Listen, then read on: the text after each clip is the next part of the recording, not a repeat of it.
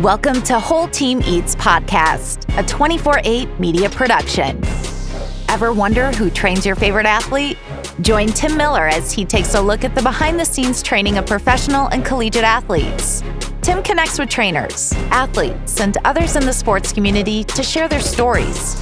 This podcast is dedicated to highlighting the work of athletes and trainers to inspire action and build community. What's up, everyone? Welcome to an all-new episode of Whole Team Eats Podcast. This is Season 2, Episode 2. I'm your host, Tim Miller, and on this show, I sit down with Dr. Chad Teague of Code Chiro. Growing up in Cambridge, Ohio, Chad had a passion for football and wrestling. During high school, Chad dealt with several injuries during his athletic career and tried various treatments only to find relief after working with a chiropractor.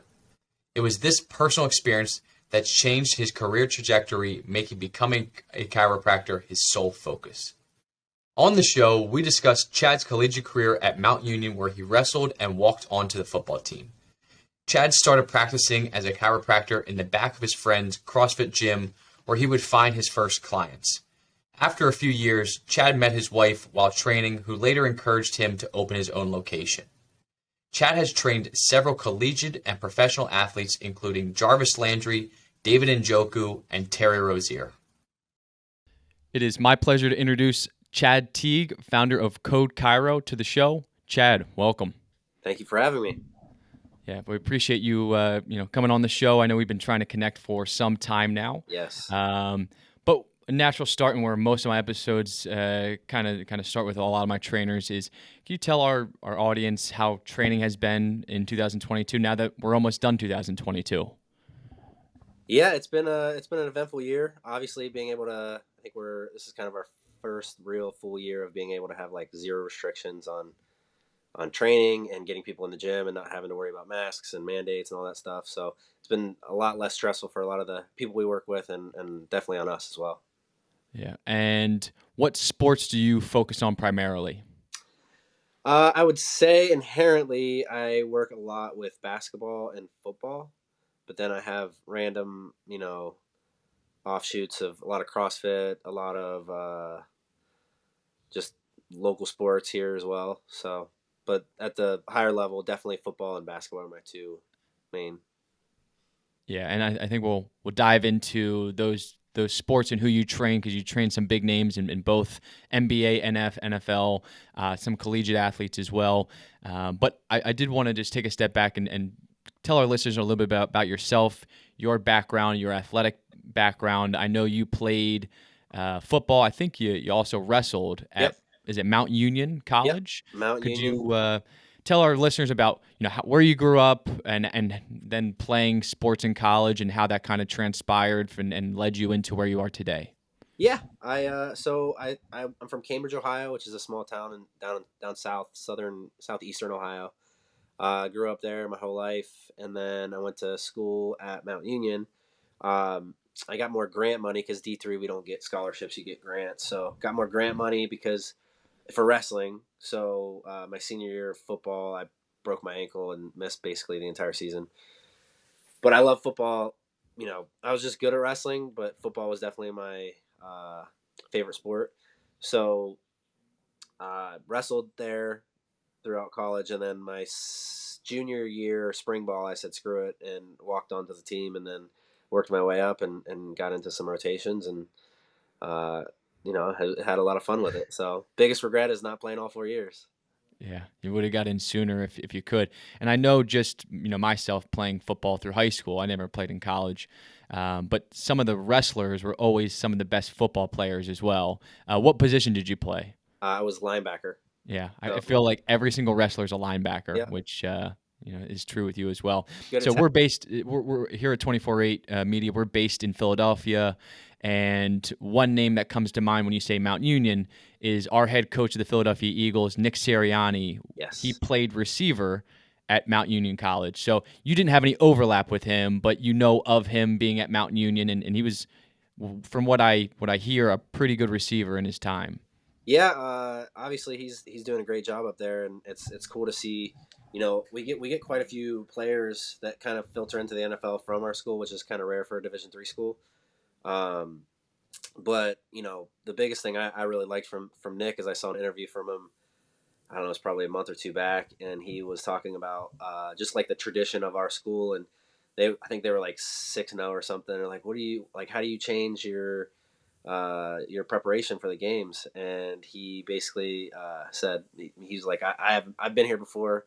His record was like, I don't know, 70 something and 3, and yeah, it was just cool to see that he still calls our coach when he struggles or has any questions or like needs any advice from like a weekly standpoint of just training harder, working harder during practice, and not letting off the gas pedal. Wow. So he's still using your college coach as a The mentor. mentor. Uh huh. Wow, that's unbelievable. Yep. And he seems like the guy who relies on different mentors, and obviously he's doing a great job. But it kind of goes to show that all athletes, trainers, everybody had a mentor, kind of help them, guide them along in the beginning. And sometimes it's somebody who you're still talking to on a daily or weekly basis, which is great. So you played football and wrestled at Mount Union College. Then how did that start your chiropractic and training business? Yeah. So actually, in high school, I was wrestling and I had a couple injuries. Had like a rib issue, put me down pretty good, and then I had a jaw issue as well. Both of which I went to the ortho. I went to for the jaw. I went to the dentist. Went to again ortho or urgent care to try to get something for my jaw. I had like lockjaw Wow. or TMJD. Couldn't eat anything and it was awful. So went through that whole process and like medication and all of these things, and like I was like, that's not doing anything for helping my jaw. So my dad was going to a chiropractor at the time, Dr. Jeffries down in Cambridge. Um, and he with one visit had my jaw moving completely, and I was like blown away. It was life changing for me. And then same thing with my rib, went and they were like had me on pain meds and high dose anti-inflammatories, and I'm like my rib is strained, like that's just not going to do anything. It's going to make me feel better, but it's not like working on the actual issue. And again, went there, boom, had another mind-blowing experience with that, and that kind of like changed my trajectory with what I wanted to do in like the medicine world. Were you always like projected to go into medicine? Did you study medicine at school? Yeah, so I kind of definitely wanted to do some sort of pre-med biology route, and then through my doctor in Cambridge, Dr. Jeffries, he kind of mentored me early on with uh, when I went to Mount, doing an exercise science and chemistry degree because that would help me better in chiropractic school. So your dad's chiropractor at the time turns into one of your mentors of Yep. breaking into the business Yep. and helps you with multiple injuries that you were using other remedies for at the time, not getting any type of real substantial relief from the problems, because obviously, certain things can mask issues, but what you do is actually try to attack and focus on fixing the issue. 100%. Um, so you're now going down the path of becoming a chiropractor. At what point do you work for somebody off the bat, or do you open your own place right from the jump? So my wife actually, she was still in school. I was about to go work as an associate with Dr. Jeffries, and again, it's Southern Ohio. It's kind of blue collar, very rural. Uh, not I wouldn't have gotten what I really wanted out of the fitness side and the training side and like the athlete side of things down there, because there's like maybe 1 to 2 D2 kids every 5 years that go anywhere. Yeah. So she pushed me hard to open my own, which I was very like apprehensive about, didn't want to do because I was worried about all the logistics, and so I ended up with that push, which was the best decision I ever made. She I ended up with my buddy that I went to college with, Scott Panchik, who's a high level CrossFitter. I opened up in his gym. He has like a little closet in the back. It's like an 8 by 6 foot room, and I set up a table and a computer, and I just started seeing patients back there. And while she was still in school, I built up my patient base, and uh, from there we opened up a second location, or the next location wasn't a second location, and we started Code Chiro because when I started, the practice name was Teague Chiropractic Performance and Health, which is like word vomit. So changing it to be kind of a more uh, better name, I would say, like, obviously if we open up multiple other offices, people are going to want to open my name. So yeah, we changed the name after a year and just kind of expanded out to it's like a 2,300 square foot facility. And now we're knocking out another 1,500 square foot to have a larger gym. Wow. So Yeah. you've come a long way, and that was in what, the last 6 years or so you've done all that? Yep. Seven. Yeah, I think we're in 6 going on 7. Wow. And obviously you've had 2 of those years were right through the COVID restrictions. So you said at the beginning of the show that you're now starting to open up more without some of those restrictions, which had been burdensome on a lot of different gyms and a lot of trainers that we meet with here on the show. But just taking a step back, so you started in a small like back closet of a CrossFit gym. Yep. Were a majority of your clients off the bat CrossFitters, or were they people that you were getting from other types of sports or connections that you had at the time? It was a combination of all. I would say a lot of them are CrossFitters because when I would come home from school, I would come up and visit Scott and work with him while I was still in school, and then I'd work out at the gym. So I already had a really good relationship with a lot of the members there from working out. So when I opened up, it kind of already had that relationship. And actually, they're some of the funnest, like the best people to work with because they really work hard at trying to access new range of motion, try to accomplish new goals. So I really enjoy working with that style of athlete.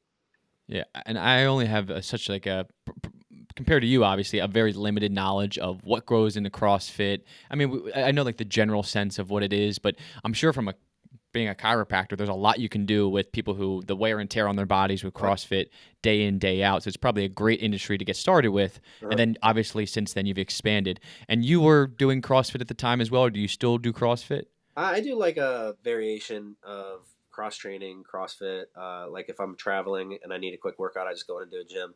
I used to compete with his gym up there for a little bit, just kind of on the side. Just again, being a wrestler, I was just really good at it. So my wife and all of our best friends, we dove in head first and just did it for a while, and then kind of retracted back. It was taking up too much time, and I was like, all right, we need to start focusing on the business. That's awesome. So it's not just you, but your wife is doing CrossFit as well. At when you first opened the location, and And my wife's a beast. yeah, is she in chiropractor as well? She's a chiropractor. She was a D1 full ride soccer athlete, and kind of similar trajectory that she got in with chiropractic, and kind of had a similar story. And then we met down in Florida when we were in school, and we met in a gym while we were in Florida, so we didn't even meet at the school. So yeah, she got into CrossFit while she was down there. She loved it, loved the intensity of it, and obviously we continued doing it when we came back up here. And now we just do like a variation of, cross training / interval based training, lifting. That's awesome. Yeah, it makes a lot more sense now when you say initially she pushed you into opening your own place. It's because she had the background and the knowledge of what it takes to open a gym, being that she trained in CrossFit and knew the kind of the backstory of how these things work, and pushing you in the right direction. Obviously, 6, 7 years later has turned out to be probably what you would consider pretty successful at this point. So just fast forwarding, so you've already told us that you've expanded from that small room in the CrossFit gym to now you're opening that couple 1,000 square foot multiple location for your training and your chiropractic business. But the $1 million question for all my trainers is, how do you get started with athletes, and especially NBA and NFL athletes? How do you get those first athletes, and what is it like training your first professional athlete? Obviously, like I said, having obviously CrossFit is a big reason of how I kind of got connected into that world. Obviously, like in that realm of professional athlete, I was already working with those. And then one of my other really good friends, Matt Gildersleeve, he's now the head strength and conditioning coach for Kansas football. So when he was at Akron, he brought up a couple of his athletes that, we worked together. We were constantly talking. We were doing like, self growing workshops together and just like helping each other out. And he brought up a couple of his athletes, a couple college and a couple of these guys that were rookies in the NFL. So I'd say they were my first NFL guys for sure. But that was still, they didn't live there and they traveled all over the country. So I saw them a few times when they were in town, but that was my first. And then I had a little brief period of still working with, obviously traveling a lot with CrossFit. And then I would say probably 5 years ago, Pharaoh Brown was my first Cleveland Browns player. And he just reached out through word of mouth. He heard that I did dry needling and he wanted it. So he reached out when he got there. I had a little bit extra time. And he's like, he just showed up for dry needling. I was like, well, do you want anything else? He's like, yeah, let's do the full thing. And so I did exactly what I do with every patient, whether it's a pro athlete or not. We weren't even training at that point. And within by the end of the week, I had 5 Browns players. Wow. Yeah. It spread that fast. Just word of mouth. Yep. Just so Pharaoh, putting yourself in the right position and being good to people and genuine, I think, is the best way to try to help yourself get into those situations. and I think we hear from a lot of our trainers is they don't see professional athletes as, above any other clients that you have. And that's kind of what you're just reiterating is treating them just like any other patient you have and just finding what their needs are, understanding where they're at physically and where you can add value to them and help them. Because obviously when you're in the NFL or the NBA or any other professional or collegiate athlete, the taking care of their body is number one. It's how they make a living is staying healthy and staying in the field or the floor in their respective sports. So to put their trust in your hands must be a big accomplishment off the bat, but you don't want to, treat them like you would treat any other client. You want to make sure that they're going through the same process as any other client that you have in there. 100%. So you expanded to 5 other Browns players. Who else did you start with off the bat besides Pharaoh Brown? A couple guys that aren't on the team anymore. They've traveled around. And then within, I think about 2 or 3 weeks later is when I got the call from Jarvis, which was really like a huge trajectory change for getting, a massive name on my resume. So from there, that's how I got Odell and worked with him some. Odell has a whole team of people. A lot of these guys have a whole team, so it's kind of hard to get in because they already have a team of people. So, but still on game day and stuff, I would do some neuro, hand-eye coordination stuff with and warm up stuff with Odell every Sunday. But yeah, Jarvis. For 4 years straight, whether it was body work, strength conditioning, rehab, whatever, pregame, 3 days a week, 2 hours a session at least. He takes his body very, very seriously. So, yeah, a lot of these athletes, invest heavily in their bodies because they know that it's the number one thing they should be investing in when you're a professional athlete. 100%. That's interesting. You are the first trainer to come on the show and tell us that you've actually dealt with with players on game day. So what does that routine look like when they have a game a few hours later or before? I guess they come to you before they go to the stadium. Like, what do you do with him or Odell or Jarvis or some of those wide receivers that you dealt with before the game? So on the football side of stuff, whether he had specific injuries, we didn't really do a ton of like hardcore deep tissue stuff, dry needling or like heavy cupping, but a really good deep stretch through his whole body, active stretch. So not just like holding him in crazy positions, because these guys they get really tight because they just pound their feet in the ground so hard all the time. So ankles, mobilizations, voodoo floss, just loosening them up big time, and then warming their body up through, sometimes, we would get a light lift in before the game. Wow. Very light, unilateral, maybe some isometrics, just to kind of get him primed for the game. So then he would have a brief period, drive to the stadium, and then get warmed up there. But with the receivers, I would do a lot of these goggles called Synaptic. And, we warm up our legs, we warm up our bodies, but we never really warm up our brain with like hand-eye coordination. So uh, putting those goggles on and putting him through situations that resembled, him doing a crossing route and having one of his eyes blocked out and the other one flashing. So we would have to do reactionary training, putting him on unstable surfaces, just stuff to keep him it's a long season. So getting their, keeping them happy and doing fun stuff like that, but also at the same time, it really, really helps.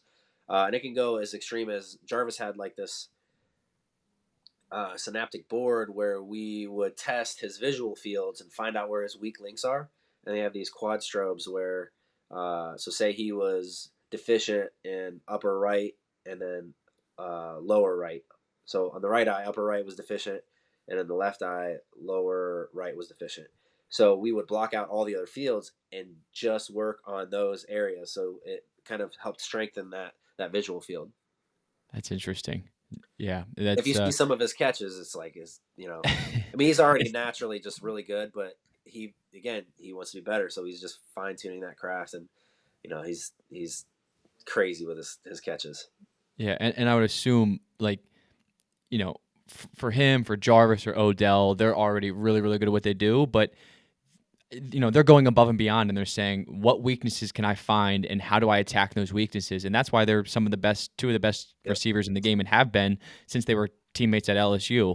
Yep. So that kind of goes to show, and we've seen just through their on-field performance, but some of the off-field performance, and things like Hard Knocks, where you see like a leader of who Jarvis is as a player in the room, and it just seems it speaks to him as a leader and how he would attack and invest in his body with people like yourself and other doctors and trainers as well. But you've trained a lot of guys. I believe we've seen on social media like David Njoku, Denzel Ward, Anthony Schwartz, a couple other Browns players, and you've done a lot of that reactionary work is what we've seen on social media.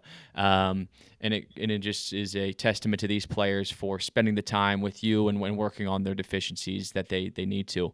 But then on the basketball side, I believe you do some collegiate athletes as well, and I know one big name you have is Terry Rozier Yep. of the Charlotte Hornets. Yeah, we got a couple college guys. So and then we probably worked with probably at least 20 NBA guys when they come through town because so I got connected through just word of mouth again to an agent that lives in Cleveland, and he has Victor Oladipo, Terry Rozier, Kevin Knox, all these guys that they come to Cleveland a lot and they go to Florida a lot. So I'll go down to Florida and work with them there, or when they're in town here, they come through the office. So Aaron Turner has been awesome, and Greg Levy, the guy that owns the agency, it's called Varus. They've been a huge help in kind of helping that trajectory in the NBA space. And you're traveling now to visit some of these guys. I think Terry Rozier in particular, you're traveling to meet him during in season to help him in season. Yep. So last year I did. I was contracted with him for 3 days a month throughout the season, and then this year it's 6 days a month. So every other week for 3 days, I go down and we do. They have so many games. So game day, off day, game day, or off day, game day, off day, and we just kind of filter in what we need to do. We do a lot of tendon isometrics with them because they're jumping so much to try to keep those tendons resilient, so we don't have any ruptures or anything like that, or just tendinopathies. And is that, I'm assuming that's different how you treat the basketball players than the NFL guys? Yeah, because a lot of times with the yes and no, because they have a lot more like banged up injuries, like bruising, contusions. So trying to help, we have a deep tissue laser. We'll do that a lot more with football, and uh, lymphatic flushing and things like that. In the basketball, we do a lot of stretching, a lot of like post game and before game isometrics, and just really working on keeping the body mobile and not having any like range of motion discrepancies, and trying to always again stay consistent with it because you're constantly playing sports. So when we can constantly work on helping the tissues and help keep the tissue supple, then there's less of a chance of them getting injured. And then the side of that, like having we kind of talk about ourselves as like we work for you and not the team. So we have their best interest in mind rather than, just getting them back out on the court. Obviously my goal is to get them on the court as much as possible, but trying to, like, one time we had a player week one of the season, and they wanted to do a cortisone shot in their foot, and I was like, absolutely not. Like, that's like, you can ask anyone, that doesn't even make sense. Like, why would you do that week one of the season? It's a super long season. If you do that, you're degrading the tissue, increasing your chance for injury. So it's like, like things like that, just having like being on their corner to help them make better decisions about their career. Yeah. And with, aside from just like the chiropractic part of your business, you're now training people as well, or training athletes as well.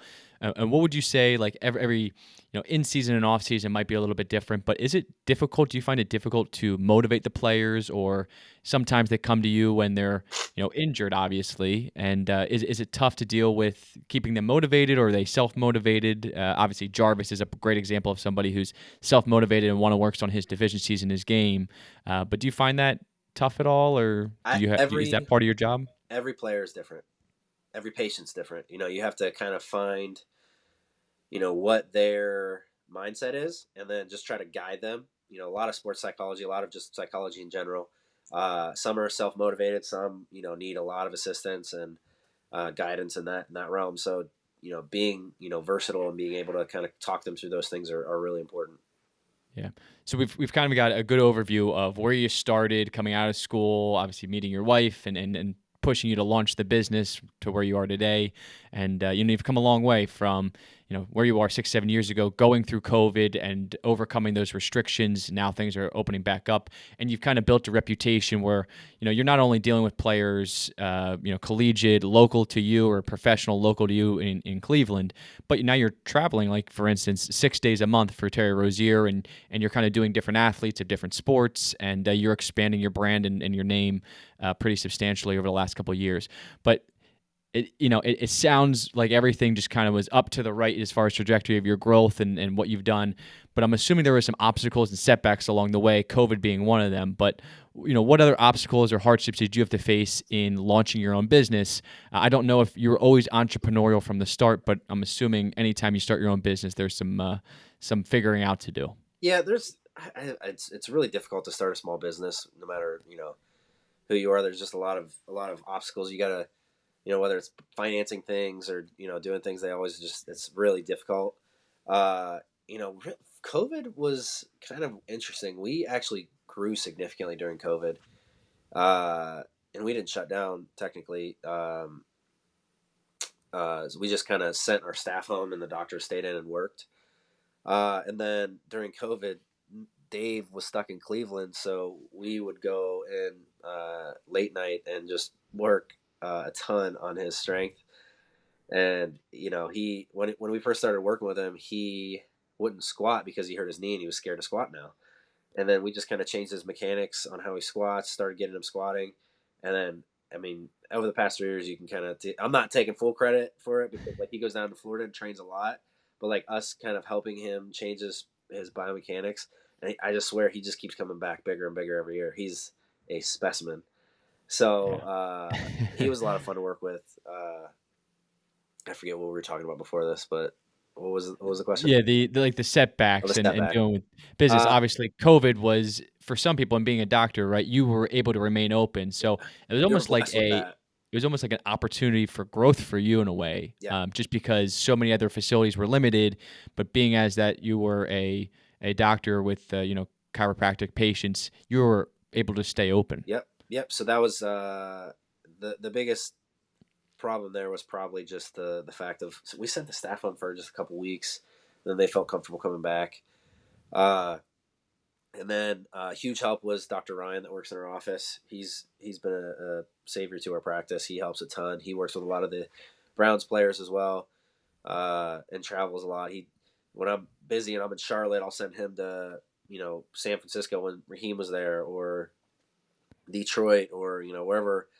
If our schedules don't line up, I can send him places. Yeah, and you mentioned Raheem Mostert, so he was on the 49ers, now Miami Dolphins. How do you get connected to somebody like that? Did they have a background from your area, or is this just you starting to expand across the country? That was just a random occurrence. Obviously, I think he saw my social media and was like, "Oh, like I want to definitely work with this guy." But he's from New Smyrna Beach, which is where I went to school. And Okay. then his wife was from Cleveland, so they lived in Cleveland for like 6 years, and while he was Gotcha. in San Francisco. So he would. I mean, it was already just like worked out. So his off season, the past probably 2 years, he's worked with us. We rehabbed his knee back with the help of a PT locally, uh, and then he had that like freak accident with the OCD, osteochondral defect. So that was a bummer, but he's crushing it this year. Yeah, and it speaks to everything you've done for him, right? Yep. And he's still at the top of his game, and So fast. yeah, he's so fast. He's one of the fastest running backs in the league. It's unbelievable. If we just take a step back, his journey throughout to where he is today through the league. I hope they make a movie about it. Yeah, I believe he was on the Philadelphia Eagles at one point and got He's been cut. on like 13 teams, I think, or 13 teams, and something it's crazy. I think it it's might crazy. be 9, but yeah, I mean, he's had an incredible journey and just kept pushing, and it just shows like the quality of person he is, and he's such a just great human being. I love working with him. Yeah, he's it's super underrated. Like they don't talk enough about how fast he is. Like Yeah, he's I mean, faster than like he's been the top speed over the past 5 years, and they still say like Tyreek Hill and all these other people, he still has the top speed by like 1 mile an hour. yeah. Yeah, he definitely doesn't get enough attention. You see some of those snippets on ESPN, like his top speeds, and It looks you're like, weird. how's this guy not just stayed in a starting role with one team? I still don't understand it, but Yeah. it goes to show. And part of here at 24/8, what we try to uncover is, athletes are able to do what they do in their respective sports because of those people behind the scenes like yourself. So, trainers are probably not getting enough credit that they deserve, and letting people know, yeah, he's a great player, and he's obviously very athletic and has all these natural capabilities, but he's had a lot of setbacks, injuries, and Sure. people like yourself are able to help get him back into top shape. And like you've mentioned, he's had one of the top sprint speeds in the NFL over the past couple of years. So just starting to wrap up here. One thing I like to ask a lot of different trainers is, you've come a long way over the past 6-7 years. You've already talked about your expansion plans, but 5 years from now, like where do you see Code Chiro as a practice? Are you going to expand the training side of things? Is it going to become, a multiple location, like a franchise? I don't know what your plans are for the future, but where do you see it, like expanding your staff? Where do you see 5 years from now? So I think the vision, that we first off are doing right now, which is expanding the gym, because we have so many patients that just want high end personal training like we do with the athletes. So we're getting pulled. A lot of the doctors are getting pulled to the back to train patients, which is fine. We'll still do because we all are trainers, all the doctors in our office. But it's pulling us away from treating. So we're demoing the other side and just expanding the gym to really just go full tilt with the clinic gym hybrid, and have a full blown ability to kind of manage both sides of those things. So that's the initial, and our lease is up in 5 years. So eventually, I'd like to have a home base where we could kind of have uh, our own building and have nurse practitioner or MD in there doing PRP, stem cell, peptide therapy, and then at the same time having the gym, having the recovery side of stuff, having the treatment side of stuff, and just one stop shop. And then we already have licensing agreements set up, so we are ready to start doing franchise type setups to help people, because we constantly have people contacting us trying to like help them get started, and it's just gotten to the point it's like, all right, well, you know we have something here, so like let's just go full tilt. And I never would be able to do this if it wasn't for my wife. She's super organized. I'm just like kind of the communicator. I go out and I meet people and I talk to people, so we're like a yin yang. She does things I am not good at, and I help on the other side of stuff. So it's a team power couple. Yeah, that's you always need somebody else to help you with the logistics, because you do what you're good at all day every day, which is being a chiropractor and training these athletes and expanding the business. But it always helps to have, whether it's a mentor or your wife, Yep. somebody helping to organize and structure and really have that vision for the future. So that's great to hear. Yeah. And just to wrap up, one question I like to end with for a lot of my different trainers that I have on the show is you've obviously come a long way. You've had a lot of setbacks over the years. You've worked through a lot of those different obstacles. But would you change anything going back to how you started? And what's one word of advice that you would give yourself, if any? I probably wouldn't change anything. I'd say the best word of advice would be just patience. I'm constantly like have my eyes set on all these things, and my wife, she obviously kind of keeps me calm down and like helps me keep a more strict vision. So patience is definitely patience, and just be a good human being. Yeah, and I think a lot of people we speak with, they all say patience is one thing, and trying to like live in the present and understand that it's a natural progression, not just your business but all businesses. They take time to grow and develop, and you've built a lot of deep rooted relationships in your area, and obviously you're expanding across the country now in different locations like Charlotte, and you have different athletes down in Miami. Yeah. And all that stuff. So really excited to hear where Code Chiro goes from here. We'll be following you pretty closely, and we'll keep our listeners up to date on changes that you have as you expand in the future. But once again, Chad Teague, founder of Code Chiro, great having you on the show. Appreciate you cutting out time. Thank you so much, and I apologize for my sinuses going all crazy.